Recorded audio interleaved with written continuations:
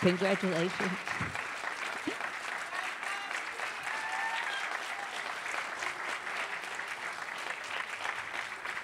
And can you call up the actors? Absolutely. As Florence, Mary J. Blige. As Jamie, Garrett Hedlund. As Ronzel, Jason Mitchell. As Laura, Carey Mulligan. As Henry, Jason Clarke. And Hap, Rob Morgan.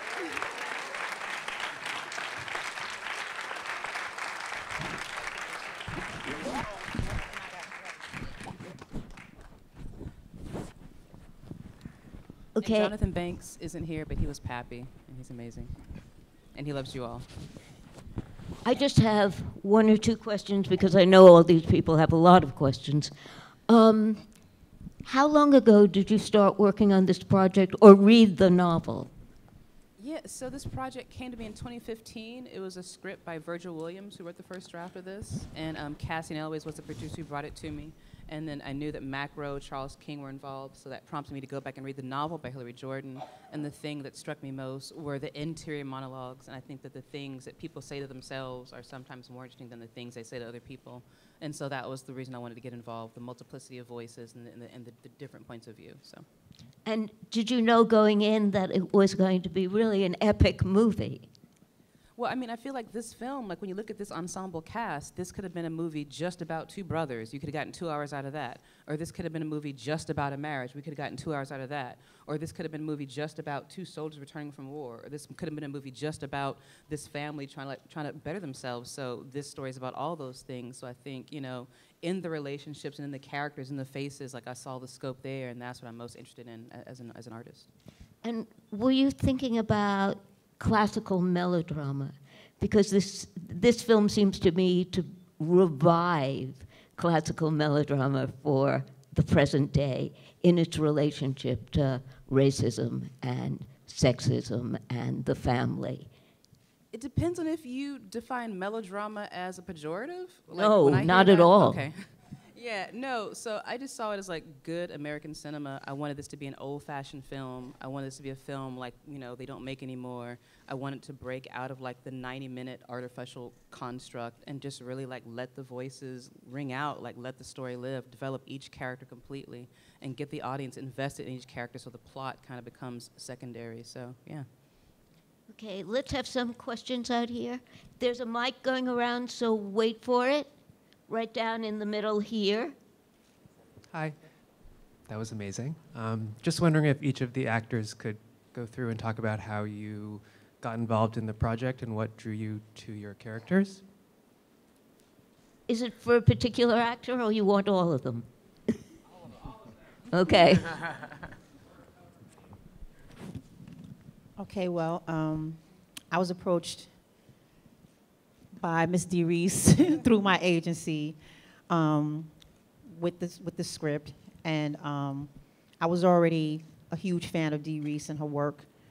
And you know, when I got the script, I read the script. I was already in from the gate, and then I read the script and I saw how powerful it was, and just saw how the ending had like a positive ending, and saw the character with Florence, and realized that Florence is my family. Florence is a lot of women. And you know, in the world, woman that loves her family, and I just really was interested in the film because of the amazing script that Dee wrote, and that's how I got involved. Maybe I wasn't supposed to say all of that. I was just supposed to tell you that I got the script, but through the agency. But there you go. I read the script. I fell in love with it. I thought it was a beautiful, painful, brutal, poetic story, and I wanted to be a part of it. And obviously, then I watched Pariah, which Dee had done, and I knew I wanted to work with this director. How y'all feel? All right, well, of course I wanted to work with Dee. I wanted to work with this amazing cast. But all this at the time was, you know, sort of over my head. I knew Dee was a real go-getter type director. But this was the first thing that I had been offered that was anything serious. You know, I had, you know, a couple small things here and there where I could pop my head in. But this was something real. And they were like, you know, just check it out. And I was like, I'm telling you, I'm going to be down. But they gave me the script, and I was like, yo, I got to be a part of this. You know, I definitely have to be a part of this because it's, you know, a voice for my family. It's a voice for a lot of black men. And it's also a beautiful voice. You know, it's a guy who was militant and at the same time chose love at the end of the day. So you gotta love that, you know. And I'm up here with this beautiful cast. I did my first film actually with Jason Clarke ever, which is epic for me, you know. So yes, this is just really cool, you know. So I had to be a part of history because I knew it would be history. And Dee might not say she knew it was gonna be epic, but I knew it was gonna be epic, especially with Dee leading the ship. Oh yeah, epic tragedy. Yeah. I got the script. I wasn't sort of, I'd done a couple of period films right before that, and I was sort of nervous. I wanted to do something contemporary and modern day, and so I was resistant to the idea of doing another period drama. But I saw Pariah, and I thought it was a perfect film. I thought it was perfect storytelling and really deeply emotional, but without being sentimental. And then reading this script and reading this book, I thought, well, I just wanted to be a part of a Dee Rees film. The character wasn't initially anything to me at first. It was through working with Dee that I found the character and the relationship's really moving. But initially it was just, whatever she's doing next, I want to be in it. It came down to a Skype. Actually, Dee and I Skyped where Dee was in a parking lot in upstate New York, literally in a small car. And you know, what you said at the beginning, epic, is that's it. I was terrified as an actor that this was going to shrink into, as you said, you know, a two-hander, Dee, you know, and you can obviously go with the obvious narrative here and it becomes a film which is sentimental and we've seen before. And I really wanted to see whether this woman could deliver what was on the page with the resources we had. You know, we're still putting it together. There was, you know, they were still trying to put this film together and they needed actors and everybody to come forward to do it. And so that was the beginning, you know, of you know, seeing whether we could make an epic film. The second part was, you know, Henry's a, you know, a good, kind-hearted, decent racist who is, you know, but is that, and also benefits from it. You know, he financially benefits from it in the society. And I also, you know, and I was terrified and fascinated to play that. I'm sick of sentimental, you know, here's our film and then we got to have a good white guy, you know, to show the opposite to balance. I love that the story, and then Dee, totally more so in the film, did not let anybody off the hook. It built and it kept focused to that very, very end, you know, and that horrific act at the end, but then that incredible monologue and what Jason was talking about up the stairs, and you know, and just the idea of that struggle is it's part of life, it's part of the meaning of life, and it doesn't have to be a bitter or an angry thing either. And Dee in that car park on Skype where she was, I think she was at Home Depot or something. Yeah. You know, just built the road and convinced me that this was going to be what I think we've made. I just kept dropping F-bombs until he said yes. Yeah, Dee and I, we've worked together on Pariah. So that was like my initiation into Sundance, and that was an amazing experience. I believe it put me in a beautiful light to help my career also. So when Dee reached out and said, hey, Rob Morgan, I have this character that you have to play. And I was like, man, Dee's calling me? Yes, I'll do it, no problem, because I know it's gonna be epic. I already knew that just from working with her on Pariah, from appreciating her work in Bessie, and then having this cast right here to play with also. You know, I mean, I get to be opposite Mary J. Blige, you know, young kid from the streets of D.C. You get to hug Mary J. Blige as your wife. Who the hell wouldn't do that? You know what I mean? So, you know, and I just knew it was just going to be a phenomenal film. And I'm thankful to be a part of it. I think it's a special piece that is rarely seen in American history. You know, we always see black people either enslaved or black people getting hosed down or dogs sicked on them screaming civil rights, please, please, please. We hardly ever get to see that sharecropping era, you know, that foggy gray period of they say that you're free, but you have to do this in order to exist here.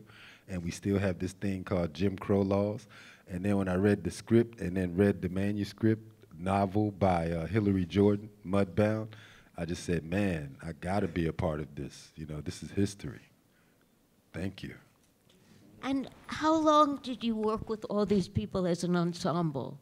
Or did you shoot separate families separately and then together? How did you do that? No, so it came together very quickly. We only had maybe like a week of prep, you know, including like wardrobe and everything. So these guys literally like went in for fittings, and then, you know, just in terms of like the material, like I just trust, you know, that everybody was gonna, you know, bring their own personal histories to it, and, you know, the actors, like, you know, I trust the actors. The actors are prepared. The actors are smart, and so I'm always interested in seeing everyone's kind of like first take. So I let them come with their own take on the material, and then we just kind of shaped it.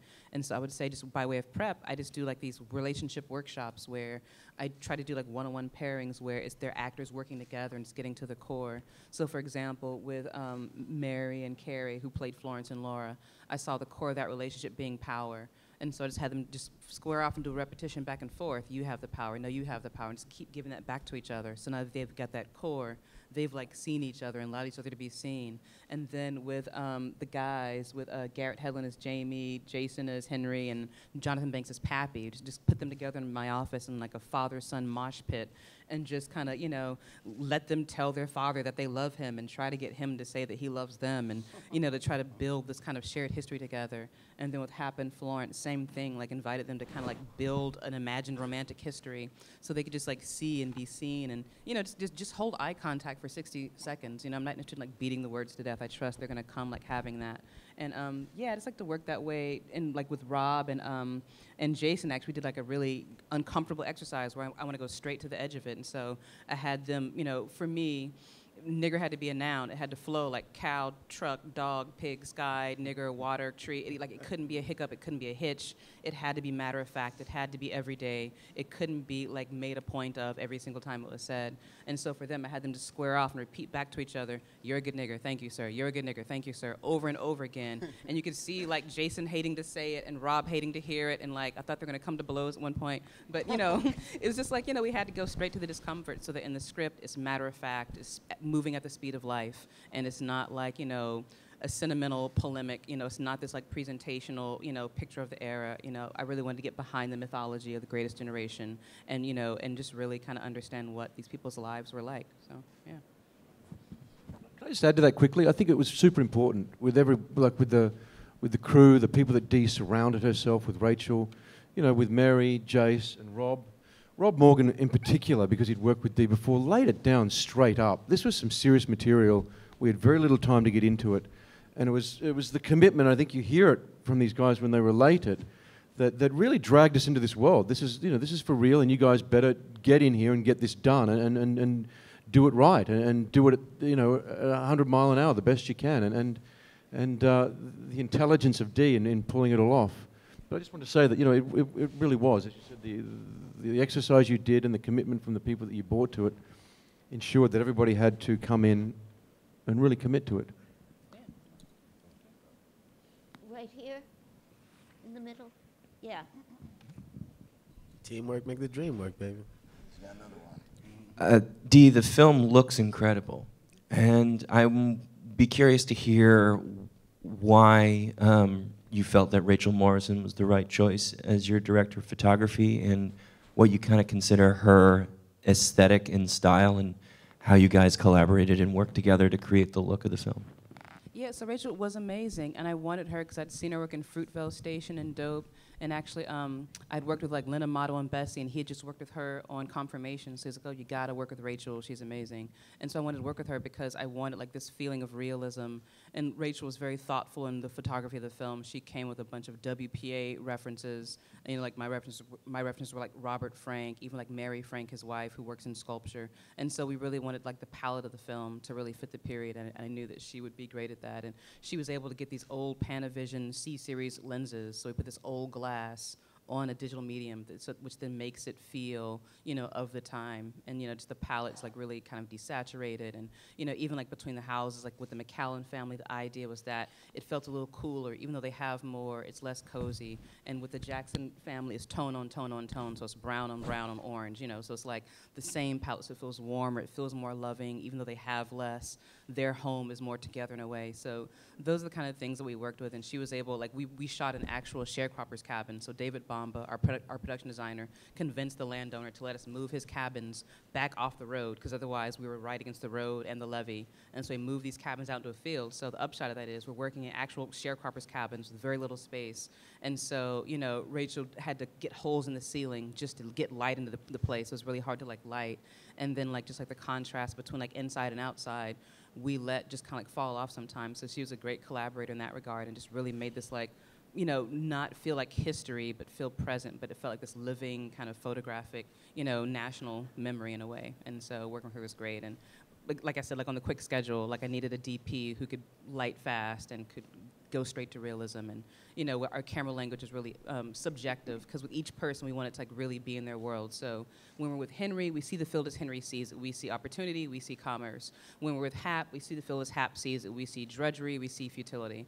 And so just, committing to that camera style, really being in with each character, was kind of key to, like, how we worked with each of the characters. And, like, for example, like Jamie and Ronzel, it was like an evolution. So it was important that, initially, we photographed them, like, far apart. So even in the car, they're not looking at each other. Then we first get to the barn, they're far apart. Then the second moment in the barn, they come closer. Then the last time, we're shooting, like, backy French overs, so that there's an intimacy there when he breaks the secret of, when they talk about their sexuality, which is like this taboo thing. So yeah, no, Rachel's amazing and a master of what she does. And it was just really important to have many women behind the camera. Mako Kamitsuno is my editor, who edited Pariah. And the editing on a piece like this is instrumental, because it's these, like, 6 different voices. And then Tamar Kali is my film composer. She also worked with me on Pariah and Bessie. And this is her first film score. And I think the only thing I said to her was dark strings. And she comes up with this, like, orchestral ensemble and, like, makes the film sound like it came out of the ground. And Pud Kuzak was our sound recordist, another woman who gave us this perfect, clean sound, despite having wind, rain, and elements, like, beating up the mics. And then Angie Wells was our makeup artist, who, doing a really natural look is, like, really hard. They look like they have nothing on at all, but she was able to give all my actresses, like, across the ensemble, like, a really clean period kind of feel. So yeah, I credit all my department heads, so yeah. And Michael Boyd, sorry, was my costume designer. Not a woman, but I had to work with him because I loved him on Bessie. And, and he makes costumes not look like costumes. They have to feel like lived in. And David Bamba, production designer, who's a Southerner, so it's important to have, like, a Southerner who really kind of understood, like, these lives. Yeah, over here. First of all, I want to say that this is a powerful, beautiful film, that the acting ensemble is extraordinary, and that everybody was crying in this row. It's a beautiful movie, and I thank you so much for making it. I'm very curious about Netflix as a producer and a distributor. What are they like to work with? How much control do they want? How much freedom and support do they give you? What is it like dealing with Netflix? Because, I mean, this whole new business about Netflix, Hulu, and Amazon, I'm really curious about it. Yeah. So Netflix acquired the film at Sundance. This film was independently produced by Macro, which is Charles King's company, Cassian Elways, and Black Bear Pictures put in some money, and Armory put in some money. So it's independently produced, and Netflix acquired it. And for me, going into the sale, I had a different kind of idea of them, because I had, Pariah, was kept alive by Netflix. So my previous film, even though Focus Features had acquired it and released it, in the limited kind of platform release, like, people kept seeing that film because it was on Netflix. So my idea of them was a place for longevity, a place for auteurs. So I was thrilled, because with Netflix we get a simultaneous global audience. Like, people in Texas will see this at the same time as people in Portugal, and and beyond that, I think the other studios were afraid of this film. They didn't want to touch it. You know, it's a huge ensemble. Like, whose face is going to be in the poster? How much money are you going to put into that? And so Netflix has been extremely supportive of me as an artist. And, like, I've never felt more support in terms of, like, the marketing of a film and having a voice in the trailer of the film and, you know, putting 7 faces on the fucking poster. You know, like, most studios wouldn't do that. They'd make me choose 2 faces. So Ted Sarandos is a visionary, and I think, like, Netflix is going to be the place for, like, edgy, you know, challenging content, and it's going to be a place for auteurs. So that's been my experience with them. Shout out to Netflix. Yeah, right here.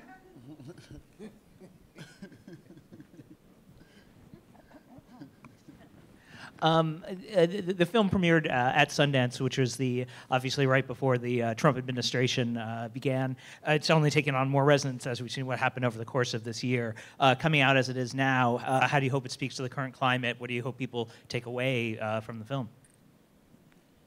I hope that people take away the fact that we can't begin to tackle our collective history until we interrogate our own personal histories. And I think a more expansive way to think about the ideas in this film is about inheritance. Like, it's not just about race. It's about, like, what ideas we've inherited, what attitudes we've inherited, and what we're unconsciously passing on. And so until we can be mindful of what we're passing on, we can't kind of look at the larger tapestry, like, although each of our lives is a single thread, we're all weaving the same thing, and we're all connected to what happened before. And so I hope people, like, understand that. Like, we're not separate from our past. We are all actors in the present. Like, we are not passively watching it.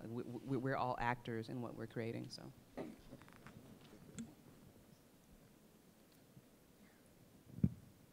This is a question for the director. You're going to become a mentor for a lot of young filmmakers. And there's a short playing here at the festival, which is probably the best short of all, called My Nephew Emmett, which is about the seizing of Emmett Till in the 1950s. It was done by a graduate class at NYU that was mentored by and indeed taught by Spike Lee. And it was shot in a sharecropper's cabin, not probably that far from where you were working. I'm wondering if you were aware of that short, and if you are, what kind of advice and aid and mentorship you can give to the young filmmaker Kevin Wilson Jr., who made that short, which would be in a sense a beautiful companion to your superb film if it ever could work out that way in theatrical exhibition. No, I wasn't aware of it. I haven't seen anything while I'm here yet, but yeah, get me a screen. I'd love to check it out. And just for any filmmaker, I would say you just have to, like, write your way into the picture. Or if writing is not your thing, if you're a shooter, like, shoot your way into the picture. You have to have some craft that gets you into the game. Like, as a young filmmaker, no one's going to come looking for you. No one's like, you know what we need? An NYU graduate. You know, so you have to, like, create the thing that people want to make. And like, just that's your way in. So I would just say, if he's a writer, keep writing. If he's a shooter, keep shooting. You have to, like, you know, bring your own ball and start your own game. So, yeah. Yeah, in the middle, in a dark shirt. Yeah. First, congratulations and thank you. That was incredible. My question is about the schedule, the production schedule. You mentioned that it was pretty tight. Clearly the film is really tied to the elements with the heat, the rain. I'm just curious how you handled that. Yes, I'll let these guys talk. I feel like I'm talking a lot, but I'll just say we had 28 days in plantation country. We shot an old sugar plantation, and of those 28 days, we lost 2 to natural rain. We needed, like, narrative rain, like, not, like, unasked for rain. So we got a lot of unasked for rain. And, you know, like, for example, the scene where we shot where Jamie pretends to run Ronzel off the road, like, that was scripted for, like, a nice, beautiful daylight scene where, you know, they have this moment, and then they sit on the tire well and look across a field, and he breaks the news that he has a kid. But because it rained, we had to make the decision to, like, just shoot in the rain, embrace it, and then re-block that scene in the cab of the truck. But of course, by that time, it had stopped raining, so then we brought in our rain wand to complete the scene. And I actually think it worked more intimately. It's more cozy. It feels like a confessional booth in there. And so in terms of the fields, we had water trucks that had to come out and flood those furrows. In order to see the furrows, you got to flood them. And then, you know, we had, you know, instead of greensmen, we had brownsmen, whose job it was to chop up the mud and keep it moist and interesting and narrative. And then we had to then cover our tire tracks. So, like, the mud itself was a character, and it was baking hot. So, like, by the time we finished one side of the scene, we'd turn around and be baked to a crust. So then we had to bring the water trucks back out, flood again, chop it up. So it was like a dark comedy. in the making of it. But yeah, and then we shot 2 days in Budapest, Hungary, shot the war scenes. So we shot the tank battle like before lunch. Then after lunch, we shot the village scenes. And then we shot Ronzel getting his kid like the next day. And then we shot a day at the Long Island. There's a World War II museum. And we shot an actual B-25. So when you do all the math, technically it's like 29 days. It's like 28 minus 2 for rain, plus 2 in Budapest, plus 1 in Long Island. So it's like a 29-day shoot. And, you know, yeah, I would love $90 million more and like, you know, 30 more days, but this is what we got. Okay, down here.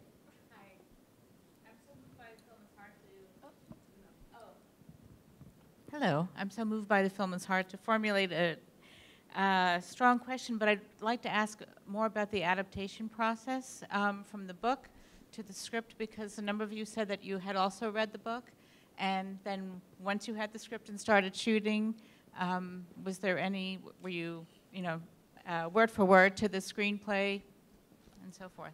Thank you. Yeah. So Virgil Williams wrote the first adaptation of the script, and it was based, and I didn't see it till 2015, so he'd been working on it for some time before. So reading his script is what prompted me to go back and read the book and see what else was there. And then I rewrote the script before we shot. And so actors had seen things that they wanted pulled in. So like Carey Mulligan had found this passage about how Jamie could see her, and so we put that in. And then Jason found this great passage about Henry's kind of meditation, like on the land. So I pulled that in there. And then just the whole sequence about Hap breaking his leg, like I thought that should be included, and like I wanted to use it narratively as this battle at home versus battle abroad. And it was important like have it. And Hap's kind of occupation as a preacher, I thought it was important to include that because it showed this kind of faith in this guy working on this literal kind of like half-built faith, like the church we left empty, like in the book it's done, but I wanted it incomplete, so it's more symbolic. And, in the book, he's working on the mule shed when he falls, but I thought it was more interesting him working on church, like that he falls. And so, then I wrote a lot of original monologues for the characters, like when Hap's meditation on what good is a deed.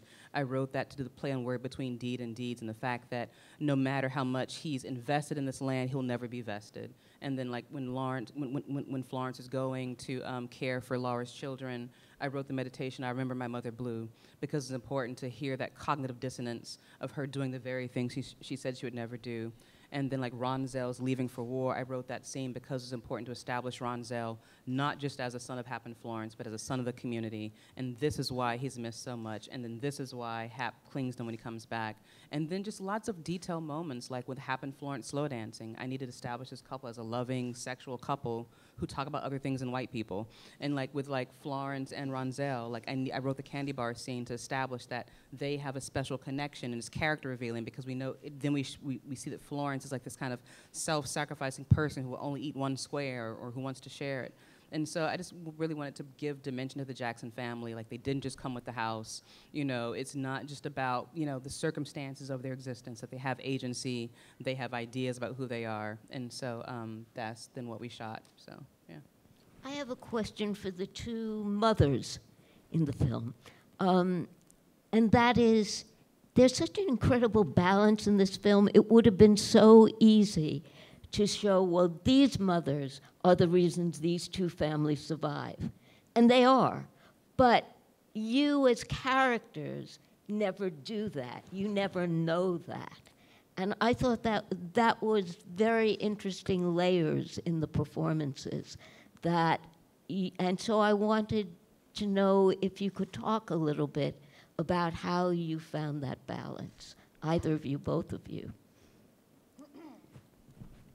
Well, I mean, I believe it was Dee's direction that helped us to find a balance, but also knowing women, knowing my mom, knowing my knowing women, and that's how you find. That's how I found the balance. I really don't have a lot to say. I just know that it was Dee's direction is what, helped me to find a balance.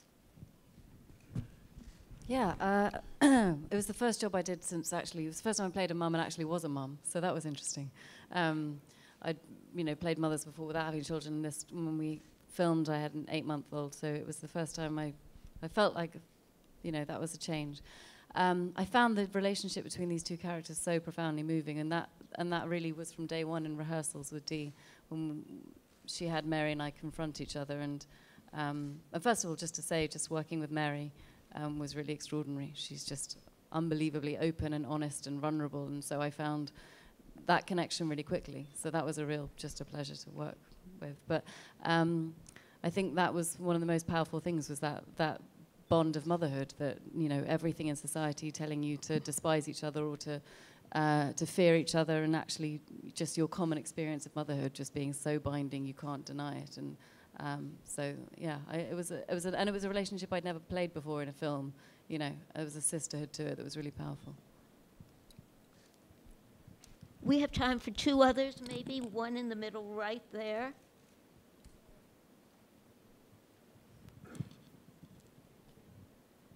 Never asked a question before, so I'm nervous.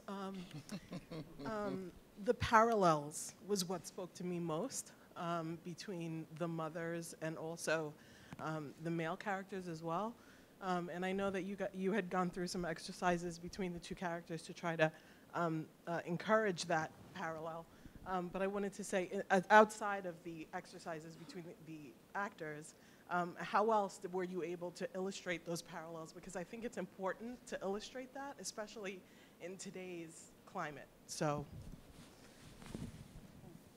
Well, I mean, outside the exercises, you know, I just kind of like let them, like we just kind of found it on set. Like I don't, you know, we just kind of like this through the blocking, is through the, you know, in the moment where, you know, Florence is kind of like, you know, bedside tending the girls, where, you know, Laura's next door, like having coffee. I think it's just something you find like in the blocking of it, and like the choreography, and, you know, between all the characters, like the attraction was like this kind of dark symbiosis where they weren't opposites, they were actually this reflection. So both Henry and Hap have this love of the land, and they both have this sense of disinheritance, you know.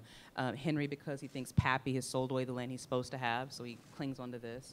And Hap, because, I mean, he literally has his bones in the land, his blood in the land, his sweat in the land, and he can never take title to it. And the two women are linked by the sense of motherhood, you know. And, you know, Florence has to come to terms with, like, love can be a tool, you know, like by loving Laura's children, she can keep her own family intact. And not just a motherhood, they're linked by economic, you know, disempowerment. They both have husbands that try to tell them what to do, and they both are disobedient, you know. Henry says, you know, Hap needs to pull himself up, and Laura's like, right, straight to the cash box, you know. And then, you know, Hap tells Florence, like, you're not going to work for them. She's like, I already said yeah. So they're kind of linked in this kind of like small rebellion. And then the two sons are linked by the trauma of war, when there's not quite a name for it. Maybe it's called shell-shocked, but they're both not understood, you know, and they're both expected to step back inside this context in which they no longer fit. And in a way, to me, they become more brothers than Henry and Jamie become brothers. So it's funny to play with that parallel of brotherhood and like, what is brotherhood? And so, yeah. One more, and it's right there. Finally. So congratulations. It's, I mean, I have so many questions, but I'm going to ask the one that really means a lot to me. Dee, wonderful film. It's so moving and relevant. Oppressor, oppressed, rebel, ally, or just a silent watcher. These are the roles you can play when something like this is going on, and it's going on right now. And you do a wonderful job of bringing all of them in the film and, you know, giving due importance. Can you talk a little bit about why it was important for you to have all of those characters represented, and what did it mean for the actors to play that in current environment? Because you're definitely sending a message when you do something like this. Well, the characters are all from Hillary's book, so I didn't add any characters that weren't there. It was just important that everyone be rounded and be present. And just in terms of acting, I just think of it as this: like, there's two choices in a scene. Either you're lying or you're telling the truth. And so then you just, everything is based on that. You decide what you're doing and then do it. And I just leave that to them. Yeah, I mean, for me, it was moving. You know what I mean? And like sort of liberating to be able to have that power, because Dee created such a safe box for us, because no matter how much it looks like we hate each other on screen, as soon as they say cut, you know, like, we're all there for each other. Some of my hardest days brought tears to other guys' eyes. You know what I mean? There were, you know, a day where I finally did break down, where Rob Morgan just held me, you know what I mean, and was that father to me at that time, because we became family, you know. So hopefully through our unity, no matter what message we're sending particularly, you know, like, hopefully through our unity we can show that, you know, strong things can happen, because we all need each other. You know, that's what the film shows, and that's what the execution of the film shows. Yeah, I felt fortunate enough to bring a voice to the voiceless. I feel like there's countless Hap Jacksons of America that if at any chance got any type of recognition, I felt this was a chance to put it in moving picture, you know, and give a voice to like my grandfather, my great-great-grandfather, my great-grandfather. So yeah, I was very invested in just basically giving a voice to the voiceless. So thank you. Thank you all very, very much. Thank you, Dee. Thank you, cast. These were flawless performances.